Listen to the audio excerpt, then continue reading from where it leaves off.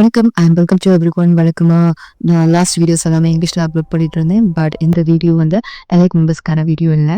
இது normal life lead பண்ணுற எல்லாருக்கும் பார்க்க வேண்டிய வீடியோ.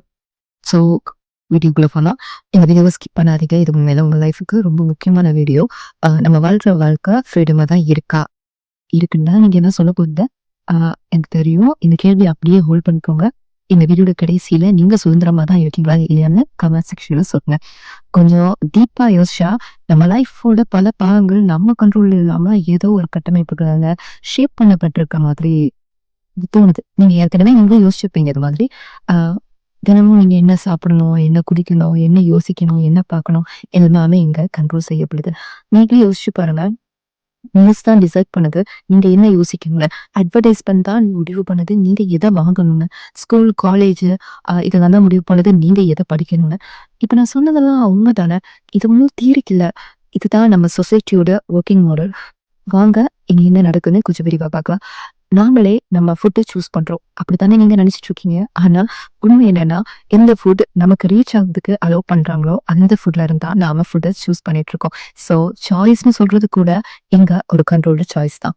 அதே மாதிரி தான் இண்டஸ்ட்ரீஸ் எல்லாம் தான் டிசைட் பண்ணுது பொல்யூஷனோட லெவல் எந்த லெவல்ல இருக்கணும்னு. ஸோ நாம சுவாசிக்கிற காத்து நேச்சர் நமக்கு கொடுத்தது கிடையாது. சிஸ்டம் கிரியேட் பண்ண ஒரு என்விரான்மெண்ட். மணி பத்தி பாத்தீங்கன்னா நாம ஏர்ன் பண்றோம். ஆனா அதோட ஃபுல் கண்ட்ரோல் நம்ம கையில இல்ல. பேங்க் தான் இன்ட்ரெஸ்ட் டிசைட் பண்ணுது. கவர்மெண்ட் ஒரு டாக்ஸ் செட் பண்ணுது.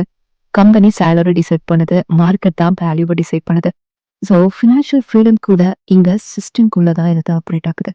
அப்புறம் water, oil, gas, electricity, land, forest இந்த எல்லா நேச்சுரல் ரிசோர்ஸஸுமே அதோட ஆக்சஸ் எல்லாமே depends on price and permissions.